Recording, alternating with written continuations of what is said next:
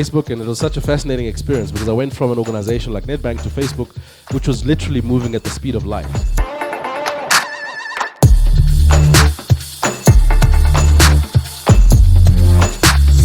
Generation Y, all the way up to Generation Alpha. Right? We've got these multiple generations that have got different characteristics, different understandings, and different appetites for the world of work. Right? In the year 2029, and I'm going to stretch you here a little bit because the goal is to try and develop some neuroplasty. In the year 2029, there's a point of view that we're going to run out of space above ground, right? Because at the moment, there's something like 54 million square kilometers of city on planet Earth. And the data shows that we are still not able to fully house nor provide safety for all the human beings on planet Earth. So there's a theory that says that in 2029, could it be possible that we could burrow under the ground and we could start living under the ground, right? Subdermal living. Right? There's a lot of advantages to it. Sounds like rocket science to some people, sounds unrealistic, sounds a little bit far-fetched.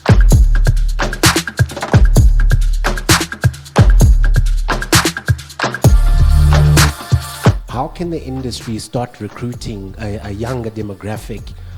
Because unfortunately, you know, the expertise within our industry is at the back end. We've created an incentive system very much based on how sales teams work.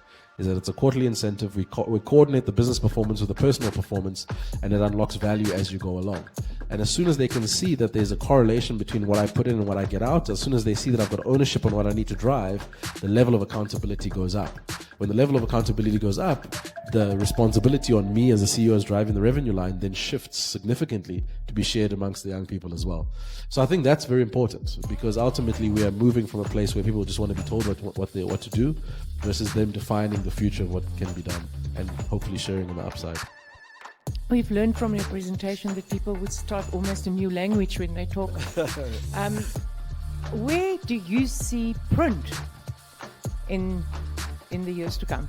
Print will have to redefine how it's interacting with humanity. I think the possibility around completely eliminating it is not realistic, but I do think organizations within the print space have to employ the child that eats the mother as a strategy. Right? It's a very graphic statement, but Lexus did this very successfully with Toyota.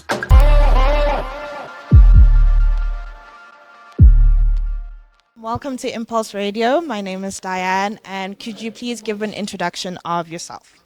Thank you, Diane. It's good to be here. My name is Musa Kalenga. Yeah. I'm the Group CEO of the Brave Group.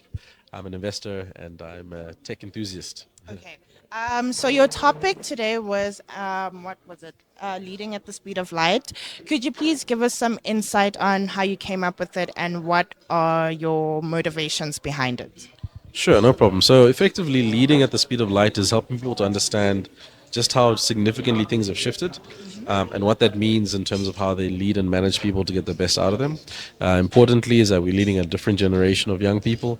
Importantly is that technology has now enabled us to be more productive and to do things faster. And very importantly is that we need to create platforms for people to express themselves and do their best. So the topic itself is really just to help people understand that things have changed. And in those changes, we have to respond differently as managers and leaders.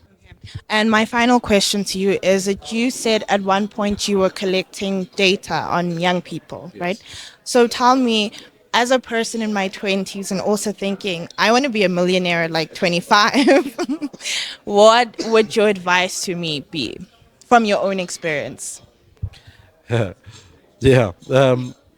something that you could do without getting paid and do that only.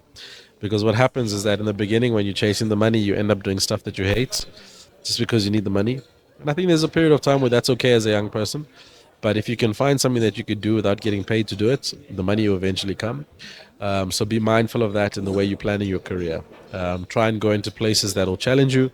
Try and go to places where you're very clear about value you're going to create and value you're going to get. And when that's no longer there, be able to leave. And in so doing, you keep yourself honest and accountable. But the most successful people in the world are those that are doing stuff that they could do without getting paid to do, and they do it extremely well. So that's what advice I'd give you. Thank you so much. Thank you for being here, and thank you for your insight.